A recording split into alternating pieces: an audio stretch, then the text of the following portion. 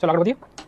હવે ને મુખ્ય પરીક્ષા તૈયારી કરો તો મોટા ભાગના એક જ હોય કે સર કન્ટેન્ટ આવડે, ફોર્મેટ લખતા આવડે, પણ જે ગુજરાતી વિદ્યાર્થી હોય ને એને વાક્ય રચના બહુ પ્રોબ્લેમ પડે કે આ વાક્ય બનાવું કેમ. વિચાર તો ઢગલા વિચાર આવે, પણ ઇમિડિયેટલી એનું અંગ્રેજી થવું જોઈએ. એમાં અંગ્રેજી ના થાય ને મતલબ એવું છે કે તમને ક્યાંક એક્ટિવ અને પેસિવ ઓળખતા નથી આવડતું. હવે એક્ટિવ અને પેસિવ છે શું? તો આજનો જે તમારા ટોપિક સ્ટાર્ટ કરવાનો છે એનું નામ છે પેસિવ વોઇસ. તમે બધા કાર્ડ શીખા, બધા કાર્ડમાં તમે એક વસ્તુ નોટિસ કરી હશે કે બધાની શરૂઆત સબ્જેક્ટથી થાય. બધાની શરૂઆત કરતા હોય, ટૂંકમાં કરતા હોય તો જ કાર્ડ કામ આવે કે નહીં, બાકી આવા નથી.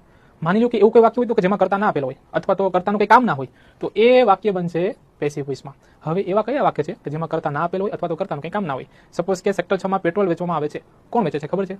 ખબર નથી. વેચનાર કોઈ પણ હોય, આપણે તો પેટ્રોલથી કામ હોય કે નહીં. દક્ષાબેન લગ્નમાં 5 કિલો મીઠાઈ ખવાઈ ગઈ, કોણે ખાધી ખબર છે?